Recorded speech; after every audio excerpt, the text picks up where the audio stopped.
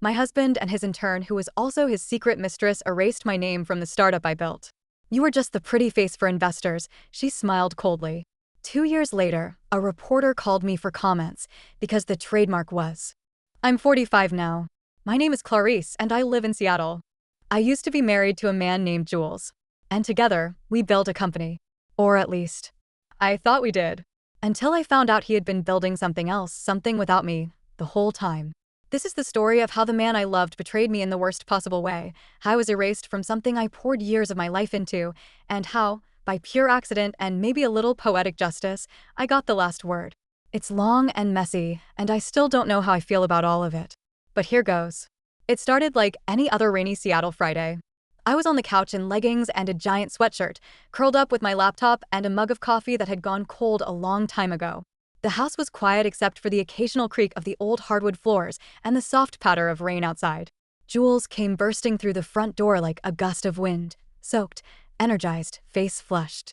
"Guess what just happened?" he said, practically flinging his umbrella into the corner. He shook off his coat like a wet dog and looked at me with eyes sparkling in a way I hadn't seen in a long time. I gave him a look. "Please tell me you finally remembered to buy oat milk." He laughed. "Better. We got the Lysander pitch meeting." I blinked. "Wait, seriously?" "Yep." He plopped down next to me, pulling out his phone. "Tuesday morning. Full team. It's happening." For context, Lysander Ventures was the firm. The kind that could make or break a startup. They didn't even look at companies doing under $5 million in ARR. We were still small, but we had a solid MVP, early traction, and I had worked my ass off to position us as the next big thing. We'd spent weeks, months, refining our pitch.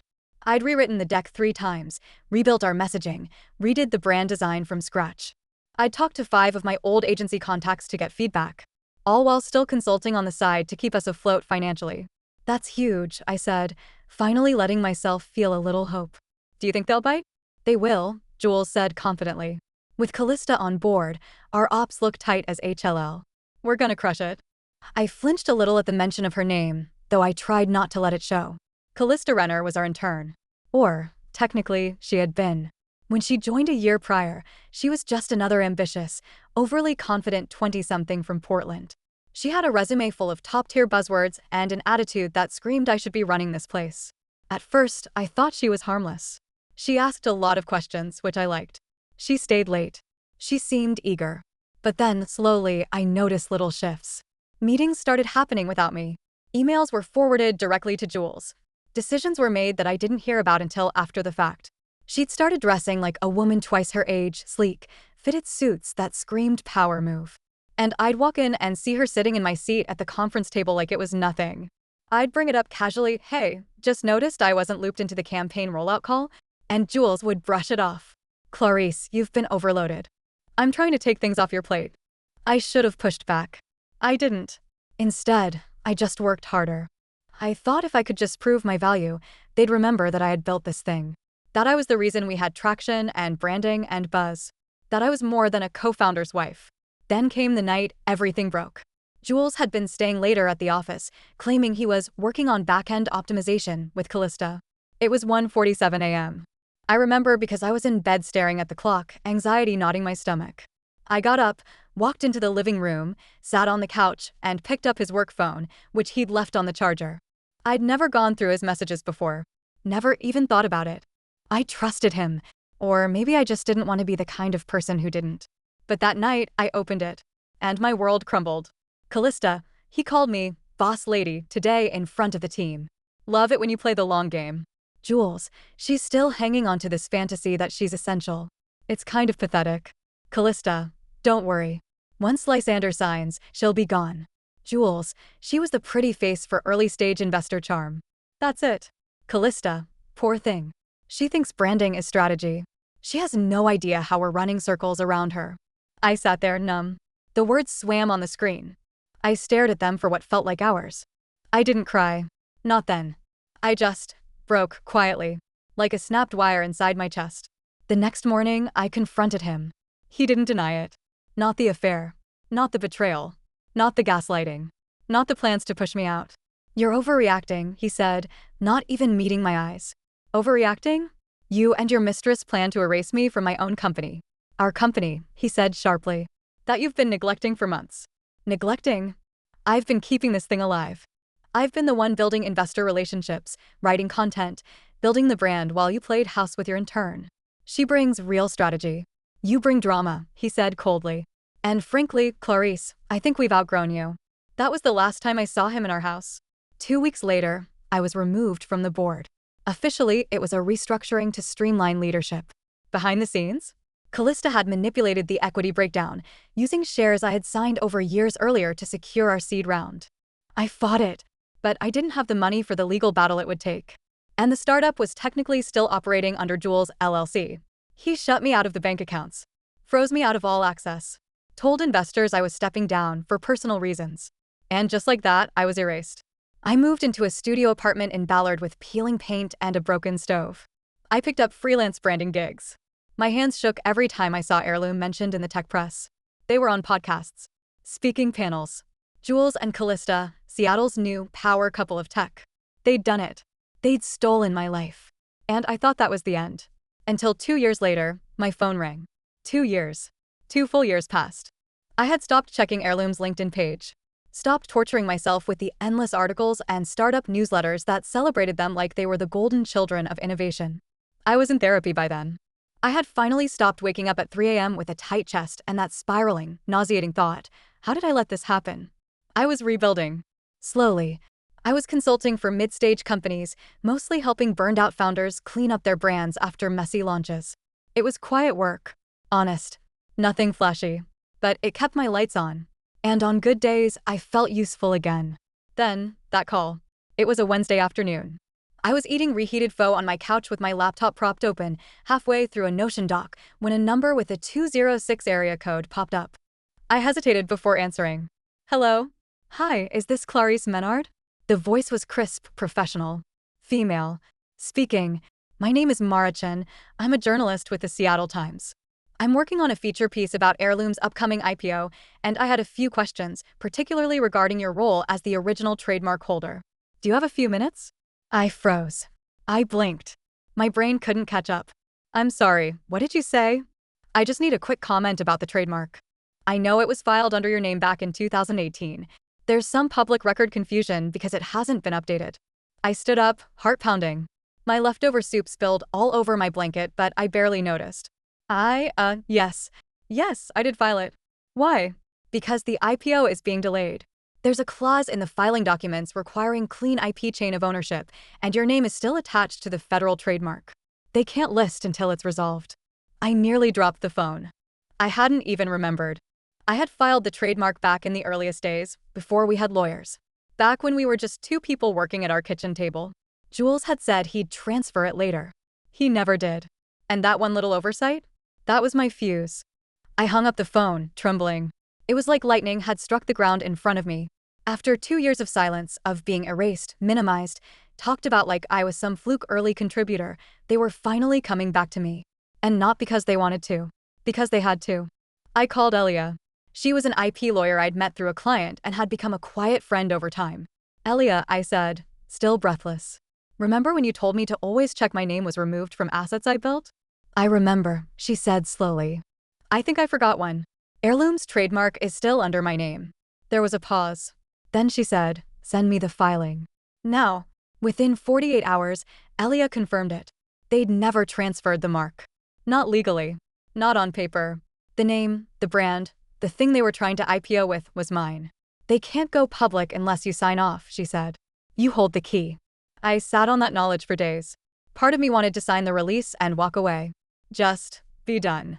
Put it behind me for good. But another part of me, one that had been silent for a long time, was angry. And not just hurt, but furious.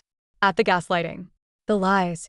The way Callista looked at me in that last meeting, right before I was ousted, and said, let's be real, Clarice. You were the pretty face. That's all. Like I had been nothing. I was done being silent. A week after Elia filed the cease and desist, my inbox started lighting up. First, a friendly check-in from Jules. Hey C, just heard about a little hiccup with the trademark. Total oversight, so sorry. Let's talk this week and get it sorted? No apology. No acknowledgement. Just that slick, patronizing tone he always used when he thought he could still charm me into doing what he wanted. I didn't respond. Then came the legal letter from Heirloom's counsel requesting my signature on a retroactive transfer. They offered me $25,000. I laughed so hard I cried. Elia and I drafted a counter. I wouldn't block the IPO if they acknowledged my contributions, amended all public founder documentation, and, here's the kicker, granted me a modest equity stake retroactive to my departure. Nothing insane, nothing greedy. Just enough to reflect reality. They went ballistic. That's when Jules called me. Not emailed. Called me. I let it go to voicemail at first. But when he called again 2 hours later, I picked up. "Clarice," he said, voice low, controlled. "We're not doing this out of spite, right? You tell me. You know this wasn't personal. You left the company. You said you didn't want to fight. I didn't have the money to fight, Jules. You know that." Long silence. Then he said, "Look, Callista and this is our future. There's a lot riding on this. You could sink the entire thing over a technicality." "No, Jules. I could sink it because you stole something from me. And you forgot that I built it too." She didn't want this to get ugly. I laughed. "Oh, you mean your COO/mistress? The one who said I was a pretty face for investors?" She started ugly. 2 days later, I got a message from Callista. No greeting. Just, "I underestimated you." That was it. A week after that, their lawyers agreed to terms. They had to. The IPO clock was ticking, and they didn't want the bad press of a prolonged founder dispute. I got my recognition. My shares. My name back on the historical record. And that should have been the end. But what happened next surprised even me. So I got what I asked for. Recognition. A revised founder bio. Retroactive equity at a fraction of what I deserved, but enough that I could finally exhale without feeling like I'd been conned out of my life's work. You'd think that would have been enough, right? But here's the thing. Closure isn't clean. It's not a neat little box you tie up with a bow and place on a high shelf. It's messier than that. And some wounds don't close just because someone acknowledges they made them. About a month after the legal dust settled, I got a call from my old college roommate, Sadie. She works in PR now, handling crisis management for C-level execs who get themselves into trouble. "You'll never believe who I'm dealing with this week," she said, half laughing. "Jules Menard." Ring a bell? I nearly dropped my coffee. She didn't know everything, not back then. I hadn't told many people. Not the whole story. I cleared my throat. "What happened?" "He and his SOO, what's her name? The one with the jawline sharp enough to slice a grapefruit? Callista." "Yeah, her." Apparently, one of the early investors leaked some emails from 2020. They were mocking your sabbatical and talking about removing deadweight from the company. My stomach dropped. "Sadie, you're kidding." I wish I were. They're trying to spin it as early growing pains and miscommunications, but the emails are beer tall. I think he actually said, and I quote, "Clarice was never meant to go the distance." I felt cold. Not angry. Not shocked. Just numb. Like hearing about your own funeral from someone who wasn't even invited. It was weird, watching it unfold from the outside. There was no huge skandal. No expose. Just whispers. Blog posts. Rumors that Callista had overreached. That Jules had compromised early leadership relationships. That Heirloom's origin story wasn't as squeaky clean as they claimed. It didn't tank them. But it left a crack. And cracks have a way of spreading. About 2 months later, I ran into Jules. It was at a fundraiser for a local STEM education nonprofit. I didn't even know he'd be there. I was wearing a black jumpsuit I'd pulled from the back of my closet. I wasn't trying to impress anyone. I just wanted to network with other women in tech and maybe support some teenage girls building robots. I was at the bar, ordering a club soda with lime, when I felt a tap on my shoulder. "Clarice?" I turned, already knowing that voice. I hadn't heard it in almost 2 years. Jules stood there in a perfectly tailored navy suit, tie slightly loosened like he wanted to project effortless charm. The same look he'd always used when trying to disarm people. I used to find it attractive. Now it just made my skin crawl. "Hi," I said flatly. "You look good. Really good. Thanks." He hesitated. "I wasn't expecting to see you here." Likewise. For a second, we just stood there in this weird silence, surrounded by a room full of smiling donors and clinking glasses and cheerful jazz. Then he leaned in slightly. "I heard you're consulting again.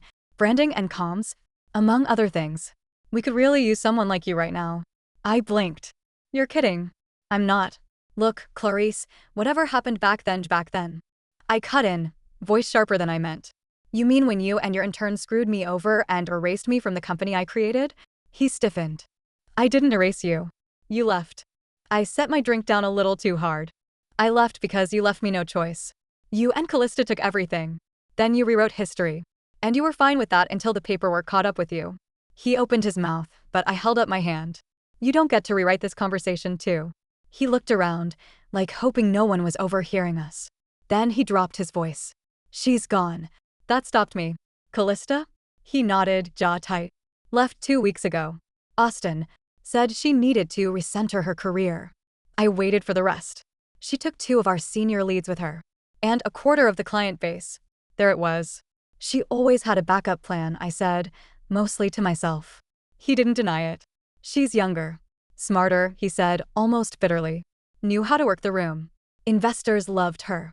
She also knew how to gut a company from the inside out, I said. Ask me how I know. Jules looked old, tired. The confidence he used to wear like cologne had started to fade. We should talk, he said. I think, maybe, it's time we cleared the air. I took a long sip of my drink. I don't think I'm interested in cleaning up your messes anymore. And then I walked away. But it didn't stop there. About a week later, I got a LinkedIn message from one of the junior developers I had hired back in the early days of Heirloom. His name was Yuri, brilliant kid, awkward but loyal. We'd lost touch after I left. Hey Clarice, I know this is random, but I just wanted to say thank you. I just quit Heirloom. It's a disaster over there. But I've always remembered how you treated the team. You made it feel like we were building something real. It made me cry. Not because of Jules. Not because of Callista. But because someone remembered. Someone still saw the work I did. The version of me that had been silenced for so long. A few weeks after that, I got an invitation to speak at a Women in Tech Summit in Vancouver. The topic? Building resilience after betrayal, the power of reclaiming your voice. I don't know who nominated me. Maybe Elia. Maybe Sadie. Maybe one of those whisper networks that form between women who've been burned in the same fire. I almost said no. But then I thought about all the women I'd met over the last 2 years, the ones consulting in the shadows, doing unpaid emotional labor in startups, getting quietly pushed out while their male counterparts innovated. I thought about the cold smile Callista gave me that day in the boardroom. You were just the pretty face. And I thought about how far I'd come. So I agreed to speak at the summit. Vancouver in late spring was all cool breeze and bright skies. I stayed in a modest hotel near the waterfront, nothing fancy. I packed my notes, though I didn't end up using most of them. My story wasn't one you needed bullet points for. It was stitched into my bones. When I walked onto that stage, I expected a modest audience. Maybe a few bored attendees checking email. Instead, the room was full. Standing room only. I was the third speaker. The first 2 were brilliant, engineers, founders, VCs who had fought through glass ceilings with broken fingernails. When it was my turn, I stood behind the podium, adjusted the mic, and for a moment, I froze. Then I took a breath. My name is Clarice Menard, I said. And I want to tell you a story about how I lost everything I built, and how I got it back. And then I told them. All of it. The startup. The betrayal. The erasure. The damn trademark. I told it with no bitterness, just facts and moments of truth that made people shift in their seats and nod along. I told them how silence almost swallowed me. And how I learned that the one thing more powerful than being underestimated is reclaiming your name. When I finished, the applause lasted so long I didn't know where to look. That night, I had a dozen women approach me. One whispered, I didn't know how much I needed to hear that. Another said, I'm quitting tomorrow. I'm done building empires for men who never give me credit. That's when I realized I hadn't just told my story. I had given language to theirs. Then came the email. Subject line, partnership inquiry. Legacy Circle. I almost deleted it, assuming it was spam. But the sender caught my eye, Anika Patel, CEO of Legacy Circle, one of Heirloom's rising competitors. I clicked. Hi Clarice, I saw your talk in Vancouver. I was in the back row with my chief product officer. We both cried. We're quietly building something I think you'd be perfect for. It's in your wheelhouse, storytelling, memory preservation, family legacy, but from a community-driven, decentralized angle. Real ownership. Real ethics. If you're open to it, we'd love to talk about bringing you on board. Not just as a consultant. As a co-founder. I stared at the screen for a long time. Then I smiled. 3 months later, I was in a sunlit office in Pioneer Square, whiteboard markers in hand, outlining a brand framework for something that actually mattered. I wasn't playing catch-up. I wasn't patching a sinking ship. I was leading. Anika was the real deal. Sharp, driven, collaborative. She didn't just invite me in, she handed me keys and asked, what do you need to thrive? And I bloomed. We launched our beta quietly, but the buzz was real. Legacy Circle was getting traction, especially with the exact user base that Heirloom had burned in their race for profit. We weren't just a competitor, we were the better version. The one with a conscience. Then, out of nowhere, I got another call from Mara, the same reporter from the Seattle Times. "Hi Clarice," she said. "I was hoping to get a quote for a follow-up piece I'm doing." I paused. "Follow up." Heirloom just announced a sudden leadership change. Jules is stepping down. No official word on why, but we're hearing there's tension among remaining investors. I wasn't surprised. After Callista left and the IPO got delayed again, their valuation took a hit. Then came public whispers of mismanagement and internal discord. The brand they tried so hard to polish was starting to crack, and everyone in the industry could smell it. "What kind of quote are you looking for?" I asked. She hesitated. "Something on your thoughts about the shift. Where things go from here. Especially with Legacy Circle growing so fast." I considered it. For a long time. Then I said, "You can quote me on this. Women aren't just the face of innovation anymore, we're the force behind it." She laughed. "That's gold." A few weeks later, Jules sent me one last email. Subject: "No hard feelings, Clarice. I read your quote in Mara's piece. I hope you're proud of what you're building. For what it's worth, I regret how things went down. I made a lot of mistakes. I hope someday we can talk again, not as co-founders or exes, but as people." I didn't respond. There was nothing left to say. Today, Legacy Circle is thriving. We hit our first big milestone 6 months ahead of schedule. Our community is growing. Our investors are aligned with our values. And every day, I wake up knowing I'm building something I believe in. Something mine. I kept my last name. Not because I still wanted to carry his, but because it's also my father's name. And he used to tell me, "Names matter, baby. You don't let anyone steal yours." He was right. I tell this story now not because I want pity or praise. I tell it for the women who are still sitting in boardrooms where their ideas get stolen, still getting patted on the head and told they're good at marketing, while others make decisions behind closed doors. I tell it because sometimes the best revenge isn't ruining someone. It's outgrowing them.